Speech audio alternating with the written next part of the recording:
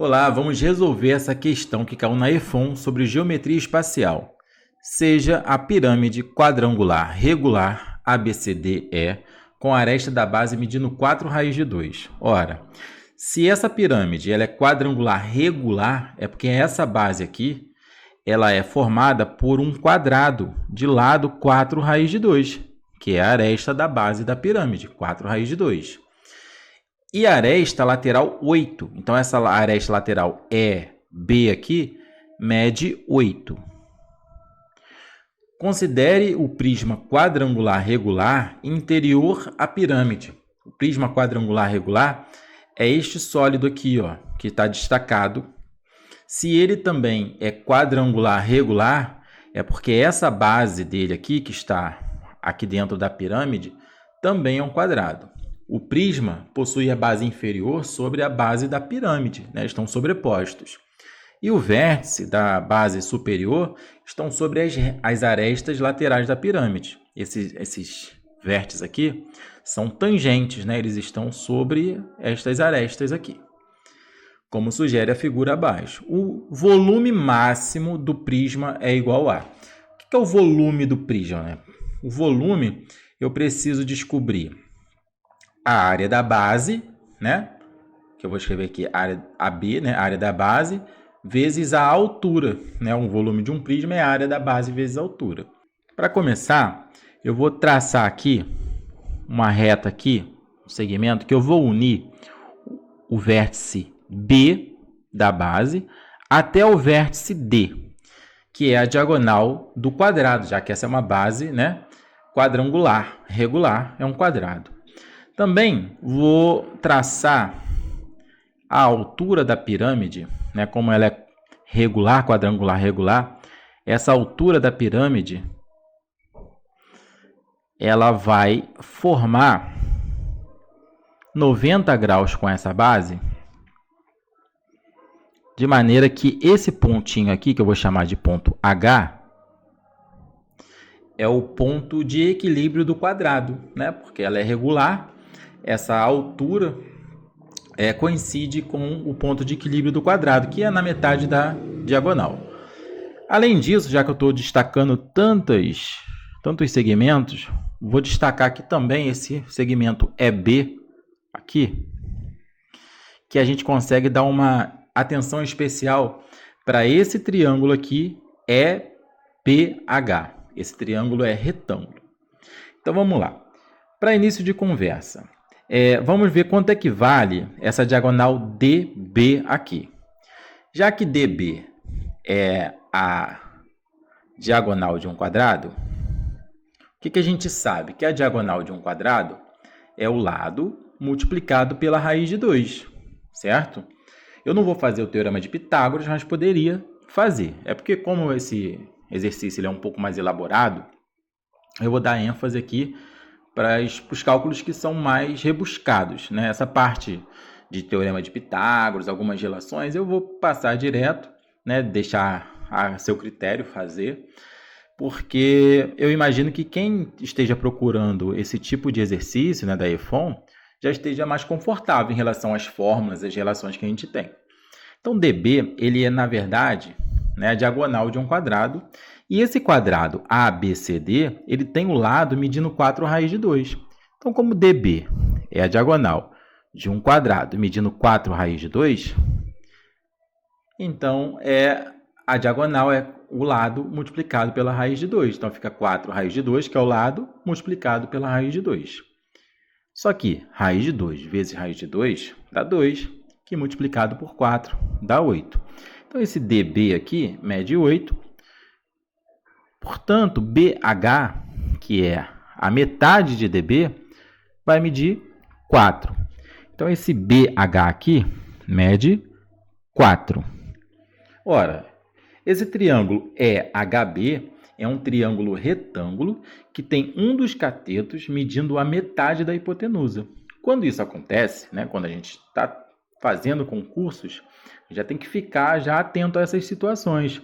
Quando acontece que num triângulo, dado um triângulo retângulo, um dos catetos é a metade da hipotenusa, é porque esse triângulo ele é um triângulo onde seus ângulos agudos são de 30 e 60 graus. né? Porque o seno de 30 graus é meio, né? Então, o cateto oposto ao 30 graus, que no caso vai ser aquele ali, vai ser a metade da hipotenusa sempre. Quando isso acontece, o outro cateto é a metade da hipotenusa multiplicado pela raiz de 3.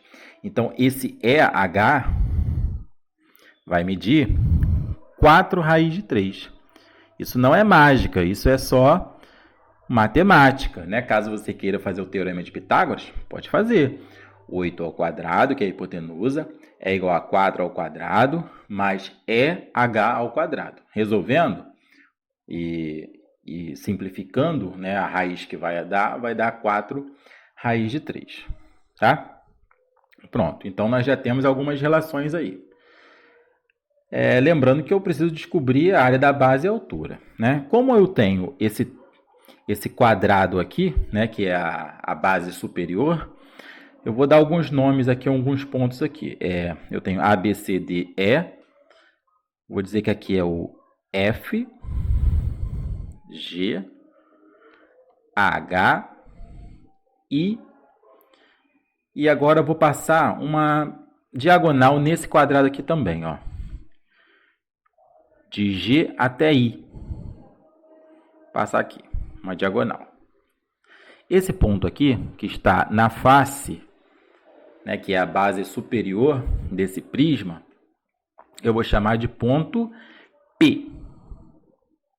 Tá? Então, esse EP aqui também é um triângulo retângulo, certo? Como o volume, né, precisa da área da base, e eu não conheço ainda qual é o comprimento dessa aresta da base, eu vou chamar esse comprimento de x.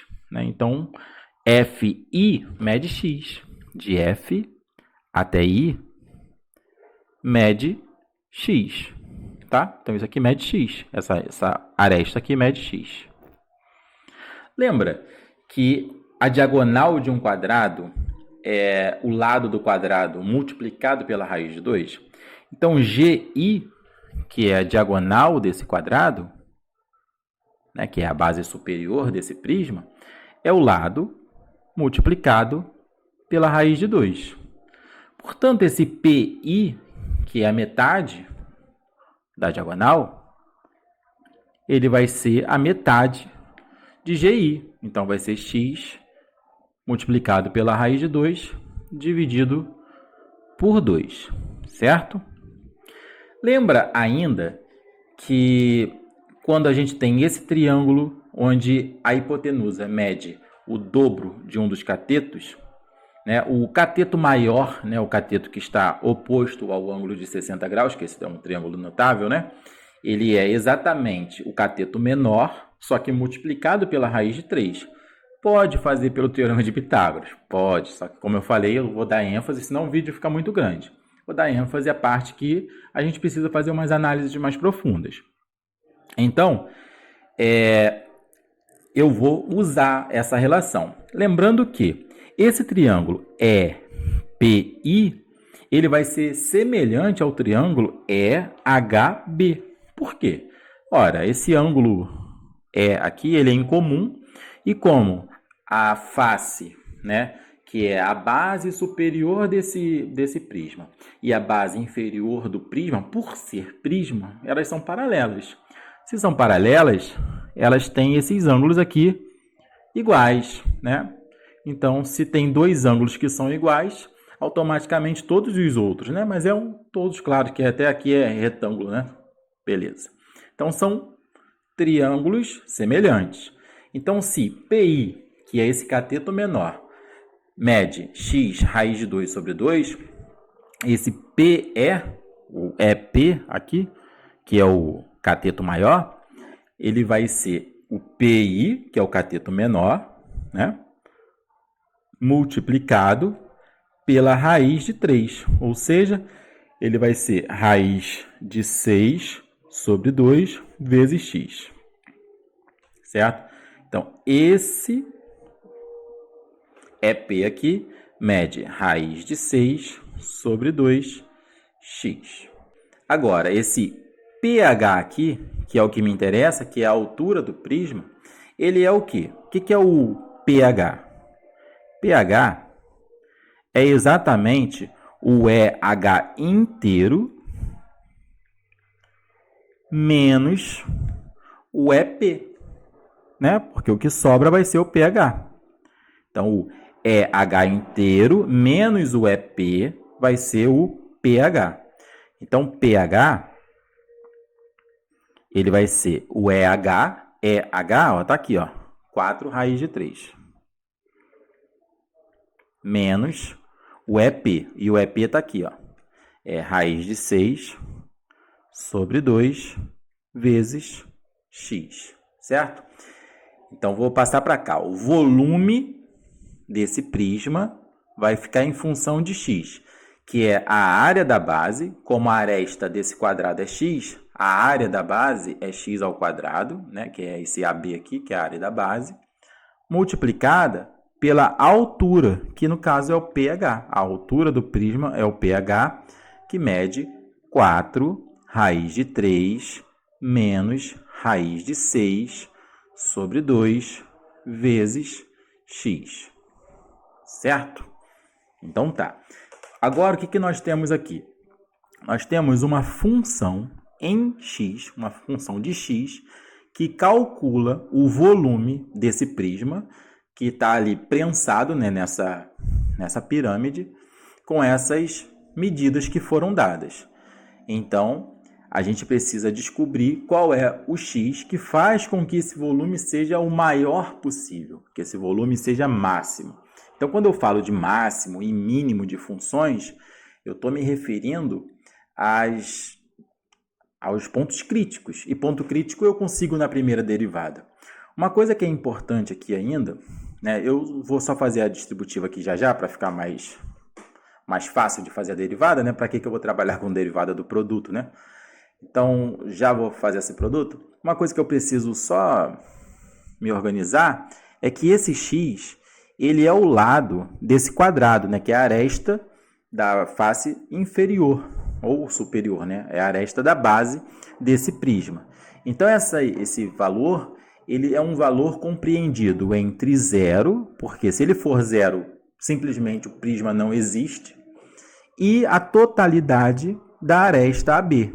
Como AB mede 4 raiz de 2, então esse valor de x é um número compreendido entre 0, que é a inexistência desse prisma, com o 4 raiz de 2, que o 4 raiz de 2 também é a inexistência desse prisma, porque se essa base medir 4 raiz de 2, ele não consegue a altura para que ele exista, né? Então, ele fica compreendido entre o 0 e o 4 raiz de 2. Fazendo a distributiva aqui, para ficar mais legal, né? Mais fácil de fazer a derivada, fazendo aqui, né? Multiplicando, x ao quadrado vezes 4 raiz de 3, vai dar 4 raiz de 3 x ao quadrado. X ao quadrado vezes menos raiz de 6 sobre 2x vai dar menos raiz de 6 sobre 2x ao cubo. Então, essa daqui é a função que calcula o volume em função de x. Bom, dei um destaque aqui para a função. Para procurar os pontos críticos, eu vou fazer a primeira derivada aqui, né, para encontrar os pontos máximos, mínimos, inflexão, que seja das funções. Porque se eu quero o máximo, é um ponto crítico, né, nesse intervalo aqui. Fazendo a derivada dessa função, né, vai vir o 2 vem para cá multiplicar o 4, então vai ficar 8 raiz de 3, e a gente perde, né, uma unidade na potência. Então, como era 2, fica 1. Menos, o 3 vem multiplicar aqui o raiz de 6, vai ficar 3 raiz de 6 sobre 2, e a gente perde uma unidade na potência. Se era 3, passa a ser 2. Então, essa é a primeira derivada. Fazendo essa primeira derivada, né, igual a 0, é exatamente para encontrar esses pontos críticos. Então, fazendo 8 raiz de 3x menos 3 raiz de 6 sobre 2x ao quadrado igual a 0, nós vamos encontrar quais são os pontos críticos dessa função. Colocando, né, a primeira derivada igual a zero, a gente encontra uma equação do segundo grau que está incompleta, está sem o c. Se está sem o c, tem um jeitinho legal de fazer, que é colocando o x em evidência. X vezes 8 raiz de 3 menos 3 raiz de 6 sobre 2, x igual a zero. Aqui dá uma equação produto. Eu tenho um produto que está dando zero. Então, tem duas possibilidades para isso.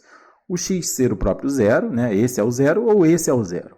X igual a zero, ou o 8 raiz de 3 menos 3 raiz de 6 sobre 2, x, que é igual a zero.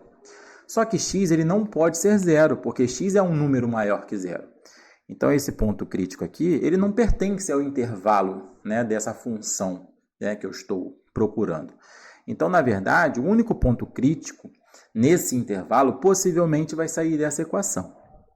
Resolvendo essa equação, vai ficar assim: 8 raiz de 3 é igual a 3 raiz de 6 sobre 2, x, né?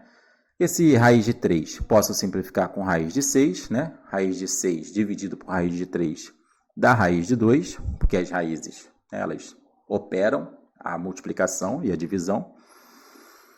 Fazendo então aqui, né, multiplicando cruzado, vai dar aqui x é igual a 8 vezes 2, 16, sobre 3 raiz de 2. Sendo que, racionalizando, né, multiplicando por raiz de 2 em cima e embaixo, vai ficar com 16 raiz de 2 sobre 3 vezes raiz de 2 vezes a raiz de 2 dá 2. E simplificando 16 com 2 dá 8 terços raiz de 2.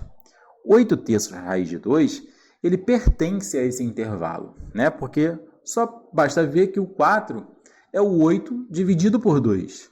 Então, o 8 dividido por 3, ele é menor que o 4, né? Que se eu estou dividindo por 3, vai dar um número menor do que o 8 dividido por 2.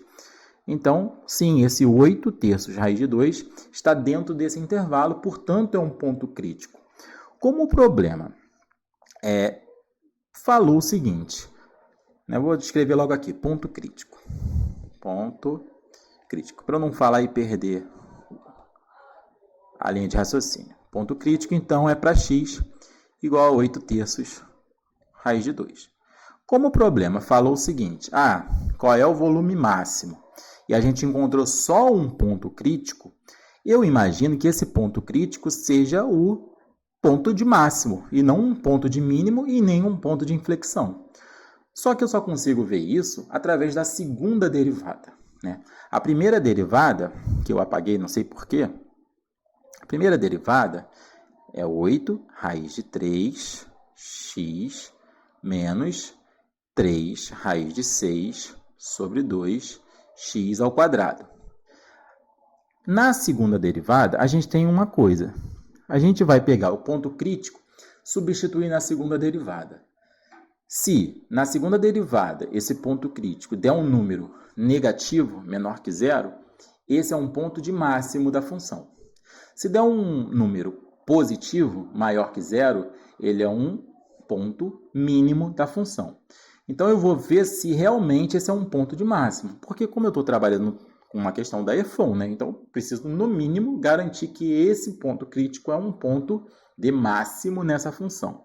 Certo? Então, vamos lá. Fazendo a segunda derivada. Só conferir a primeira que eu apaguei, né? Tá certo. Fazendo a segunda derivada, vai dar 8 raiz de 3, né? Porque vai ficar constante. Esse 2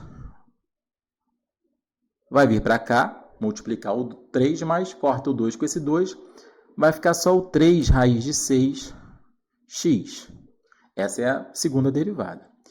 Substituindo, então, esse ponto crítico na segunda derivada, para ver se isso vai dar um número, né, qual é o sinal desse número, vai acontecer o seguinte, 8 terços de raiz de 2, vai ficar 8 raiz de 3, menos 3 raiz de 6 multiplicado por x, que o x, no caso, é 8/3 raiz de 2. Então, essa segunda derivada, nesse ponto aqui, 8/3 raiz de 2, vai ficar igual a 8 raiz de 3 menos, esse 3 aqui simplifica com esse 3, o 8 raiz de 6 vezes a raiz de 2 da raiz de 12, e isso sim é um número menor que zero. É bem fácil notar que ele é menor que zero, né? Para melhorar, ainda vou botar esse 8 em evidência para ficar mais claro ainda que isso é um número negativo. Por que ele é um número negativo? O raiz de 3 é um número menor que o raiz de 12. Então, raiz de 3 menos raiz de 12 já dá um número menor que zero. Então, o produto entre o número negativo com o 8 vai dar um número negativo. Portanto, a segunda derivada, nesse ponto, está menor que zero. Se dá menor que zero, a gente conclui que se realmente é um ponto de máximo da função. Nesse intervalo, é o ponto máximo que a função pode atingir. Portanto, o volume máximo desse prisma, que está dentro dessa pirâmide, é a V de 8/3 de raiz de 2. Então, vamos procurar agora qual é esse volume máximo, substituir nessa função, que calcula o volume em função de x, para ver qual dessas opções é a correta. V de 8/3 raiz de 2 vai ficar igual a, substituir 8/3 raiz de 2 no x, né? Vai ficar 4 raiz de 3 vezes o 8/3 raiz de 2 ao quadrado menos raiz de 6 sobre 2 vezes o x ao cubo. O x é 8/3 raiz de 2. Então, ele vai ficar ao cubo. No lugar do x aqui, eu coloquei 8/3 raiz de 2 e aqui também 8/3 raiz de 2. Fazendo aqui, então, vai ficar o seguinte, 4 raiz de 3 vezes 8/3 raiz de 2 ao quadrado, fica todo mundo ao quadrado. O 8 ao quadrado é 64. O raiz de 2 ao quadrado é raiz de 2 vezes a raiz de 2, que dá 2. E o 3 ao quadrado dá 9. Menos raiz de 6 sobre 2 vezes 8/3 raiz de 2 ao cubo. Então, tudo vai ficar ao cubo. 8 ao cubo, 8 vezes 8, 64, vezes 8, 512. Raiz de 3 ao cubo, raiz de 2 ao cubo, raiz de 2 vezes a raiz de 2, dá 2. Vezes a raiz de 2, vai dar 2 raiz de 2. Sobre 3 ao cubo é 3 vezes 3, 9, vezes 3, 27. Até aí, tranquilo, né? Fazendo essa multiplicação aqui, 4 vezes 2 dá 8, vezes 64 dá 512. Raiz de 3, tudo sobre 9. Menos raiz de 6 vezes a raiz de 2 vai dar o raiz de 12. Como aqui tem 512 e aqui tem 512, eu não vou fazer esse 2 vezes 512 não, vou deixar o 512 para botar isso em evidência. Daqui a pouquinho, né? Vezes 2 raiz de 6 vezes raiz de 2 dá raiz de 12. Sobre 2 vezes 27, 54. Né?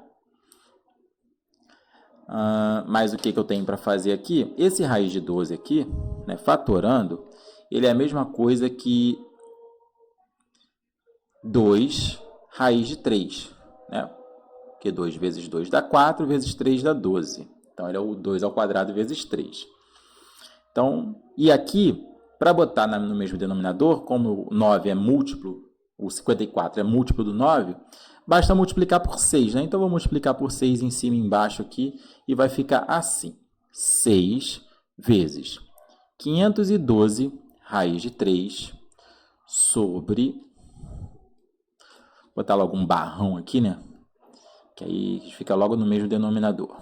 Aqui, colocar logo um barrão aqui, porque eu transformei esse 9 em 54, tudo sobre 54, pronto, assim. Menos, né, 6 vezes 512, está aqui, indicado, 6 vezes 9 dá 54. 512 vezes 2, o raiz de 12 é o 2 raiz de 3, então vai ficar 2 vezes 2, 4 raiz de 3, né? Beleza, tá bonito, certinho. Aí agora eu vou colocar o 512 raiz de 3 em evidência. Ó, 512 raiz de 3 em evidência. O que acontece? No caso aqui vai ficar só o 6 menos, no caso aqui vai ficar só o 4 sobre 54.